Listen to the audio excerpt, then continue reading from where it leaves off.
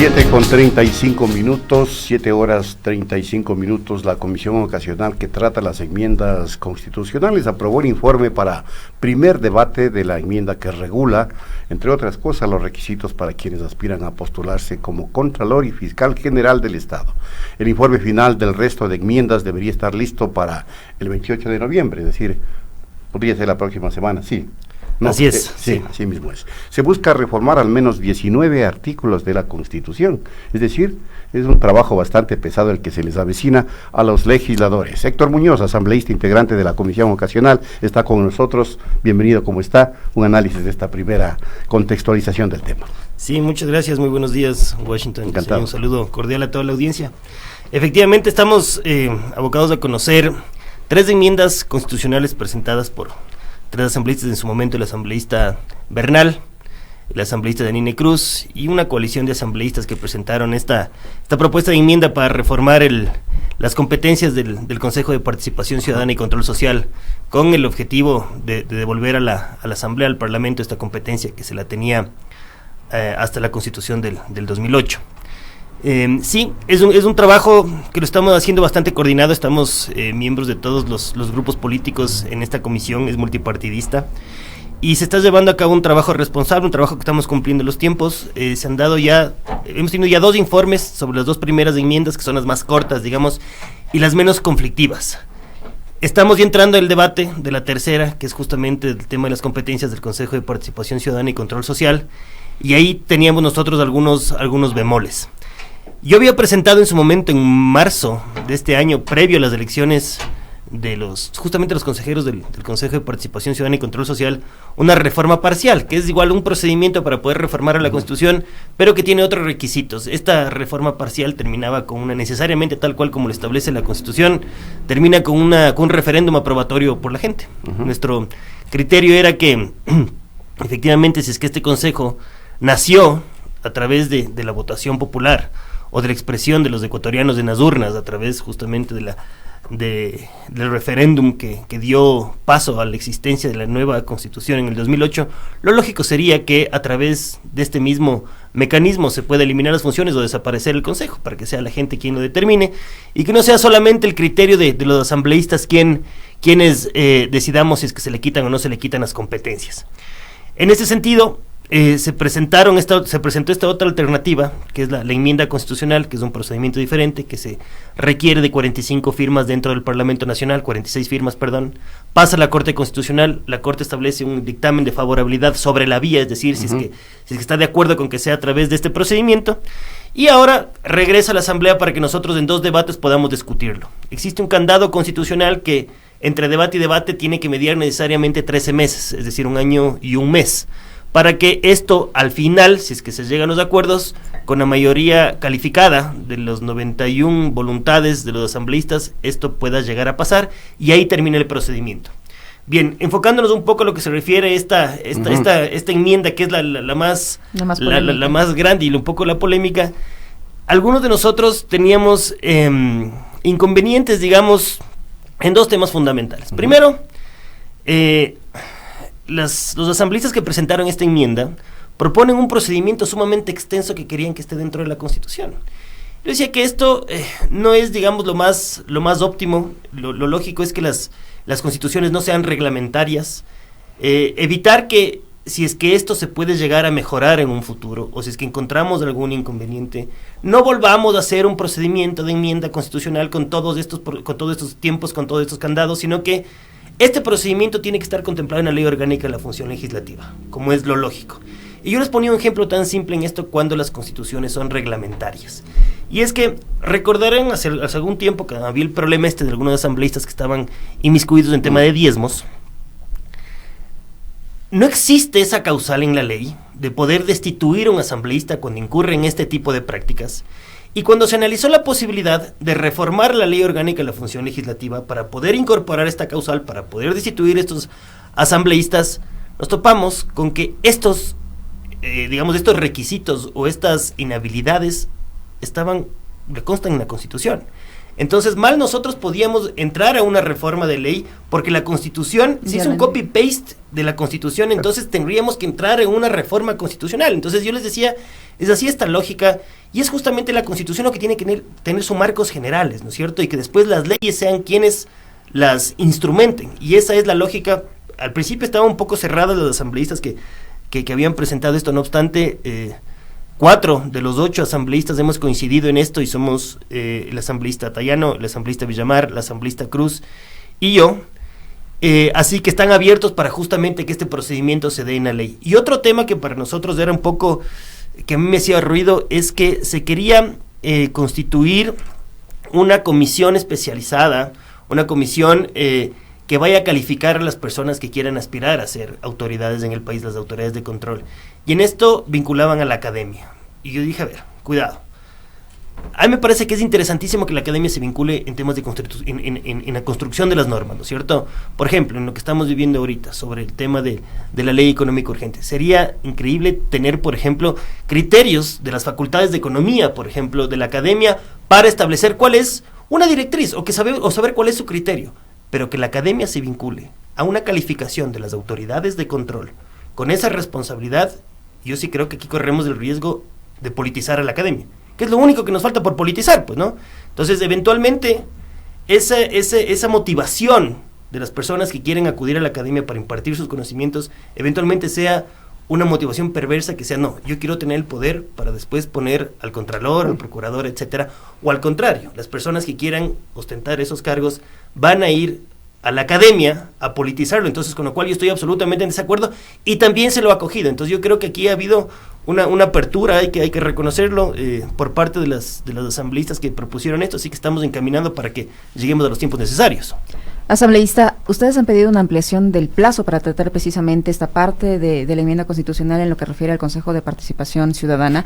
Los que actualmente integran este consejo se oponen a que se dé esta reforma porque consideran que ellos han sido elegidos legítimamente y que merecen tener una oportunidad para desempeñarse en sus cargos. Según el presidente de esta instancia, él dice llamarse independiente y que no van a incurrir en los errores que han cometido otras autoridades que han ocupado estos cargos.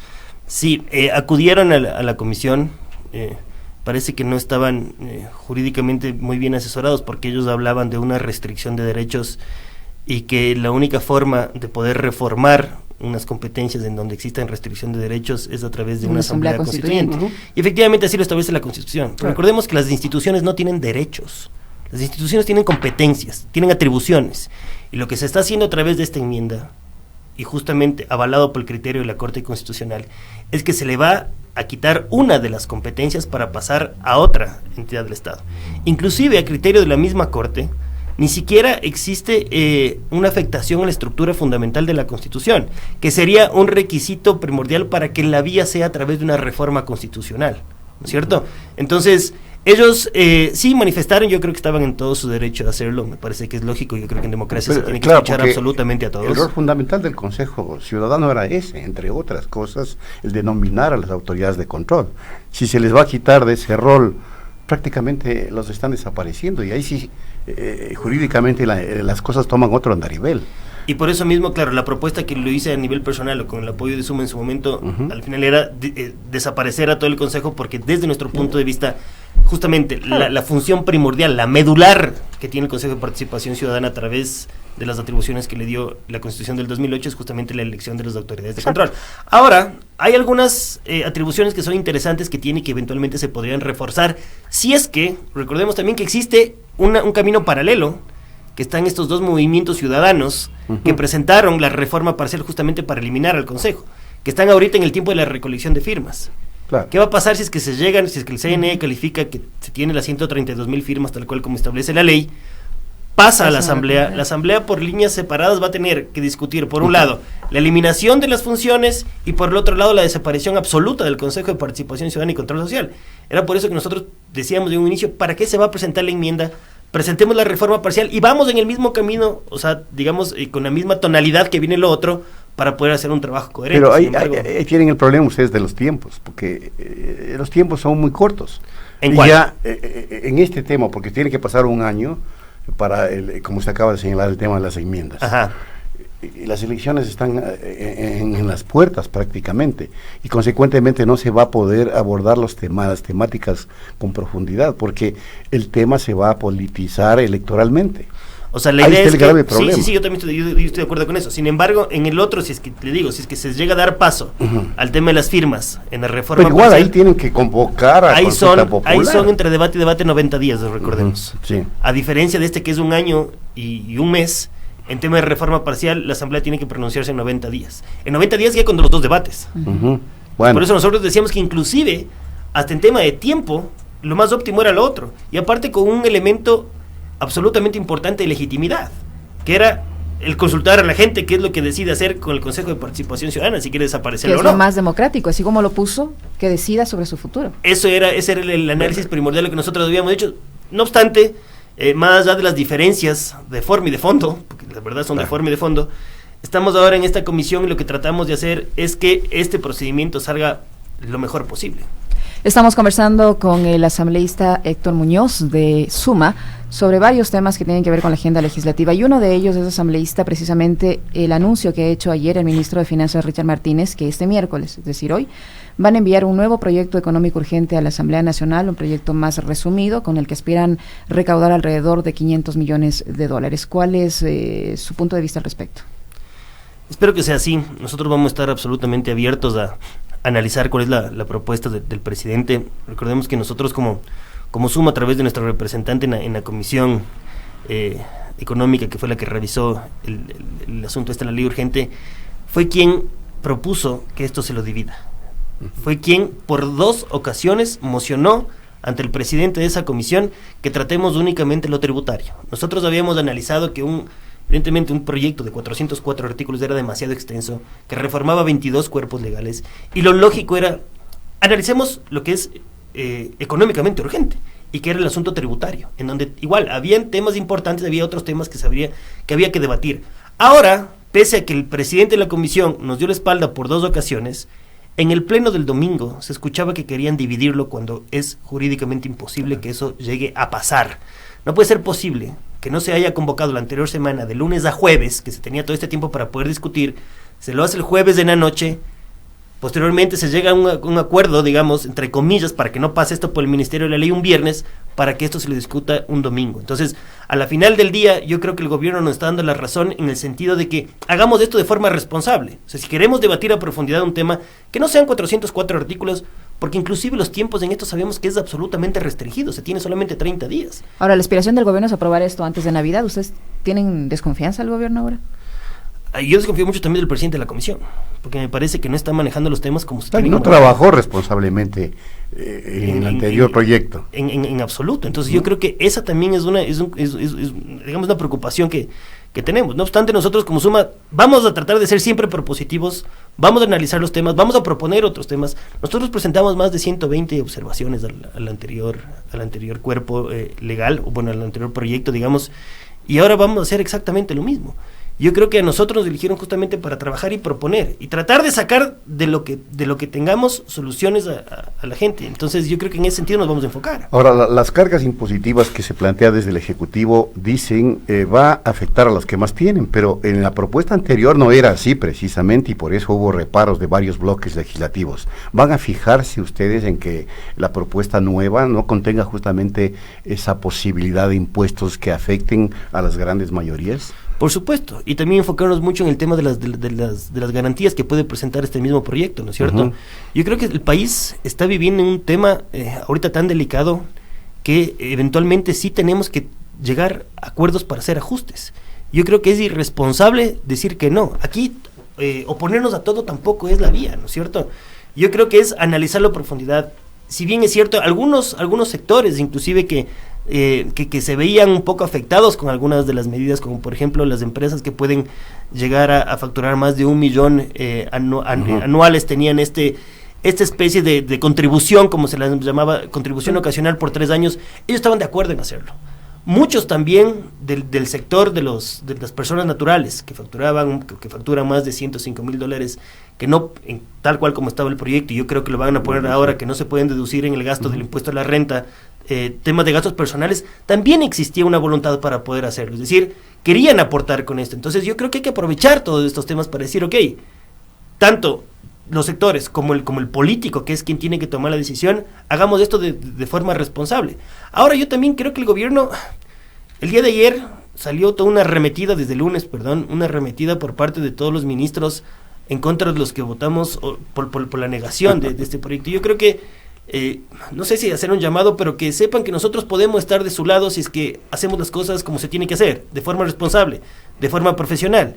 Yo creo que desde la estrategia es ilógico salir a atacar cuando ellos saben que al final del día necesitan estos votos. Muerte cruzada, ¿no sería una mala políticos, opción en términos de conveniencia del país, o qué le parece a usted? o que los políticos se retiren, como dijo el vicepresidente? Sí, que el Ejecutivo tome las acciones que tengan que tomar. Sin embargo, nosotros, esto la verdad no es que nos despeina, sino que nosotros vamos a hacer el trabajo responsable y a profundidad como tenemos que hacerlo. Cada uno de los bloques haga lo que tengan que hacer. Porque es evidente que es una estrategia del régimen amenazar con la muerte cruzada a los legisladores para que acepten la nueva propuesta.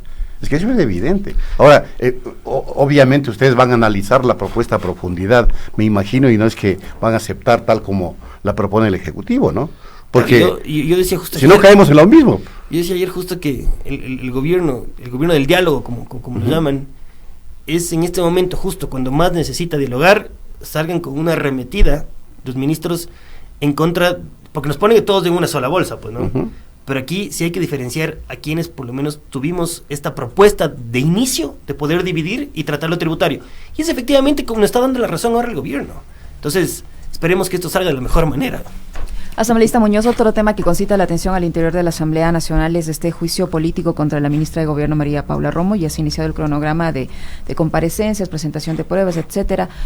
¿Cuál es la postura que va a adoptar Suma en este caso? Vamos a escuchar primero cuáles son las pruebas que se presenten, el descargo por parte de la ministra. Creo que adelantar un criterio en eso sería hasta cierto punto. Pero ya se conocen las causales, ¿no? Incumplimiento de funciones, mala utilización de bienes públicos, sí, la esos son, carcelaria, digamos, la inseguridad, son las causales, ¿no? Que son en general, ¿no es cierto? Vamos a ver cuál es la defensa. Yo creo que es importante escuchar las partes. Me parece que por un tema de responsabilidad con el país es necesario. Es más, es necesario que nosotros estemos, así no seamos parte de la comisión de fiscalización, estar ahí para escuchar y ver cómo nosotros podemos inclusive aportar en ese sentido. Y una vez que se tenga el informe, nosotros nos reuniremos para tomar una decisión al respecto. Otro tema que también está pendiente en la Asamblea Nacional es estas reformas al Código de la Democracia. Si aspiran a que pueda aprobarse esto, obviamente dentro del tiempo necesario, un año antes de convocar a elecciones. Hay aún algunos puntos en desacuerdo sobre las reformas electorales. ¿Cuál es el punto de vista de Suma? Tenemos nosotros algunas líneas rojas de ahí, y es lo fundamental es trabajar en un tema de transparencia. Lastimosamente aquí se han comido los tiempos, no se lo hizo esto cuando tenía que hacerlo, que me parece que es irresponsable, parece que no hubo la voluntad política para esto hacerlo, justamente para meternos en una reforma estructural del Código de la Democracia. Más amplia incluso. No obstante, ahorita nos va a tocar correr para meter algunos temas indispensables para la elección del 2021, pero yo justamente en el pleno nos dije que espero el compromiso de todos para meternos de verdad en una reforma estructural ya para el 23 y todas las elecciones. Sin mirar conveniencias políticas, partidistas. Efectivamente, yo creo que eso es lo lógico, ¿no es cierto? Y lo responsable. Ahora, el tema de transparencia para nosotros es un punto medular. Y nosotros propusimos que se establezca un sistema de bancarización de los recursos. Y no por un tema coyuntural, lo que estamos viendo en el tema de arroz verde o sobornos 2012-2016, sino que yo creo que el país necesita transparencia. Yo creo que ese mensaje es fundamental. Y hay algunos otros temas importantes, por ejemplo, el tema de la paridad de género. Que el yo método he dicho, de asignación de escaños, que es el que está causando polémica. Esa es clave. Ese está causando polémica ahora. Nosotros tenemos una sesión de trabajo, como lo han llamado, a las 9:30 de la mañana, o a las 9 de la mañana, perdón, para tratar algunos asuntos, para saber cómo va a quedar y sacar un documento final que es el que se va a votar. Ahora recordemos que el informe para segundo debate no contiene todo este tipo de cosas. Exacto. Sin embargo, el artículo 61 de la ley le da la oportunidad para que se puedan acoger, el ponente pueda acoger estas observaciones en el segundo debate. No se van a poder acoger todas porque no se puede cambiar un 90% del informe, porque lo contrario estaríamos burlando la ley, pues, ¿no? Porque ¿para qué existen las comisiones especializadas? Ahora, creo que, de nuevo, el tema de transparencia es fundamental, el tema de género sí es importante. Hay un tema de jóvenes que presentó Sebastián Palacios que me parece que es genial. Tratar de vincular a los jóvenes en esto. La ONU, la Organización de Naciones Unidas, ha establecido que joven en política es aquel que está en el rango de los 29 años para abajo. Entonces, tratar de establecer algunas reglas claras o beneficios para la vinculación de los jóvenes en política. Creo que eso nos está faltando muchísimo acá en el país. Y después sí, claro, hay unas otras cosas que nosotros vamos a tener que llegar, o tratar de llegar por lo menos a un acuerdo el día de hoy, para que entiendo que el pleno va a ser la próxima semana y se va a discutir ahí. ¿El voto en plancha? Hay una propuesta de que de listas cerradas, que esto lo que hace es prácticamente obligar un voto en plancha, es decir, que no se pueda votar entre listas, ¿no es cierto? Para que si es que usted, por ejemplo, usted se lanza mañana a candidato por cualquier movimiento, no, gracias. Digamos que se lanza por Suma, entonces ahí necesariamente va a tocar votar absolutamente por toda la lista, y no se puede votar entre listas. Esto, si no me equivoco, creo que este voto entre listas solamente pasa en Ecuador y en algún otro país. Creo que somos 2 o 3 países que pasa esto, entonces igual ahí es necesario analizarlo. Bueno, definitivamente van a mirar lo que más convenga a los partidos que participarán en las elecciones de 2021, ¿no? Pues es que hay que ser objetivos. Sí, y creo que también es necesario tratar de dar un beneficio a las minorías. Entonces, efectivamente, el hecho del cambio del método de asignación de escaños, como la eliminación de las circunscripciones de las 3 provincias que tiene, que es Pichincha, Guayas y Manabí, va a dar mucho más chance a las minorías, ¿no es cierto? Claro. Esto es más o menos lo que pasa, por ejemplo, si es que analizamos cuáles son los resultados de las votaciones de los nacionales. Por ejemplo, la asambleísta Vilma Andrade, del Partido de Izquierda Democrática, es parte del Parlamento Nacional justamente porque la calificación de ella fue a través del método Webster y no de Hunt. Entonces da mucho más chance a las minorías para que puedan entrar. Yo creo que todo esto hay que analizarlo. Correcto. Muchas gracias. Muchas gracias. Asambleísta Muñoz, del partido Suma, estuvo aquí en los estudios de Pichincha Universal. Vamos a la pausa, amigas y amigos, y volvemos.